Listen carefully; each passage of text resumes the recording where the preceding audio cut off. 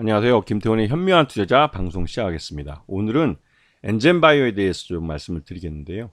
이 엔젠바이오는 기본적으로 체외 진단 기기를 만든 업체입니다. 그러다 보니 당연히 이제 체외 진단에 대해서 이 정밀 진단 쪽에서는 나름대로 기술력이 있는 회사로 평가받고 있죠. 하지만 이 기술력을 갖고 있다는 것일 뿐이지 그만큼 아직까지 수익성을 갖고 있지 못한 그런 상황입니다. 그러다 보니 시장 내에서도 우려의 목소리가 많이 나오고 있는데요. 이 바이오 종목들을 투자하실 때는 그 회사가 어떤 기술을 갖고 있는지 그것도 중요하지만 그 기술을 갖고 어떻게 사업화를 할 수 있는지를 보셔야 됩니다. 말 그대로 임상 3상까지 가서 신약을 만드는데 꽤 많은 시간이 걸리고 또 대규모 자금이 필요하기 때문에 그런 걸 해낼 수 있는 능력이 되는 그 바이오 신약 개발 회사인지 이런 것도 평가를 하셔야 되는데요.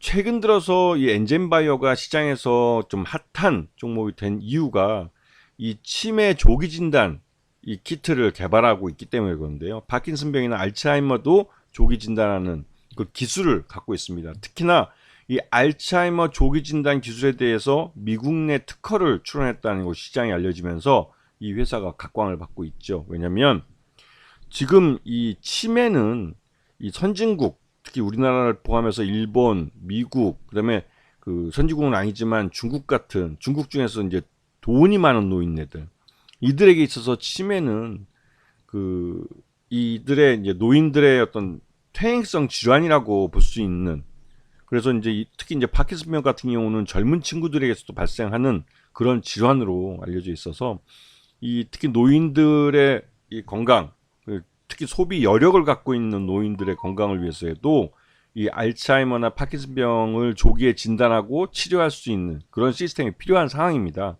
특히 이제 알츠하이머나 파킨슨병에 대한 치료제는 이제 많이 개발되고 있고 아직까지는 그 확실한 것이 이제 나오지는 않았지만 이제 그 결과물들 즉 신약들이 나오고 있고 하지만 조기에 진단할 수 있느냐에 따라서 이 완치가 가능하냐 아니냐를 이제 결정할 수 있기 때문에 그 조기 진단 키트 이게 반드시 필요한 거죠. 그래서 이 엔젠바이오가 갖고 있는 기술이 시장 내에서는 관심이 많은 기술인 것은 사실입니다.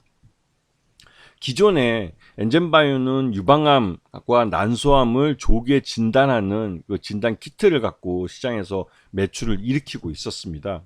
그 외에도 몇 가지 정밀 진단을 할 수 있는 키트들을 내놨고 이것들이 이제 실제로 보험 적용을 받으면서 시장에서 매출을 일으키고 있는 그런 상황이죠.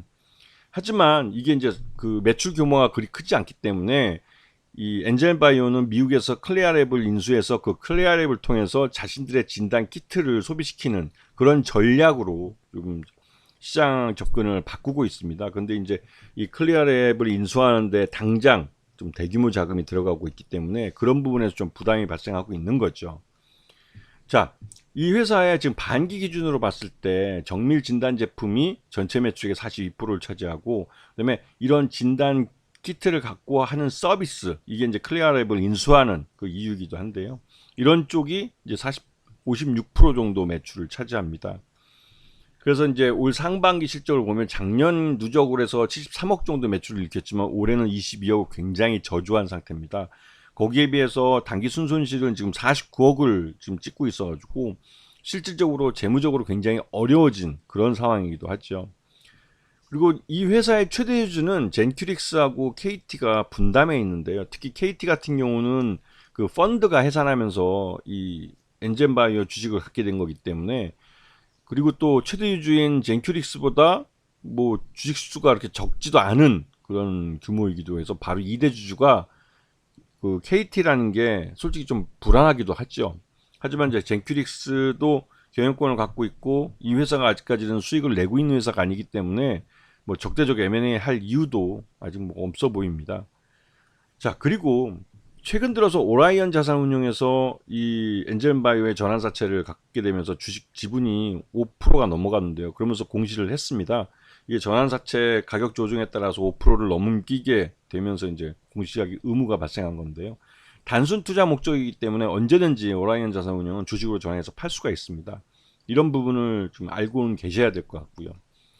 그리고 지금 3회차 전환사채 같은 경우는 지금 7,490원에 전환 가격을 6,990원까지 낮췄고 최근 들어서 주가가 6,500원대까지 내려왔기 때문에 이 회사의 그러니까 전환사채의 최저 전환 한도가 6,503원이기 때문에 다음에 그 가격을 전환할 이제 가격 변동을 할 때는 이 6,503원을 찍을 수도 있습니다. 그렇게 되면 아마 바로 주식이 전환돼서 시장에서 매물로 나올 가능성이 있다는 생각이 좀 드는데요.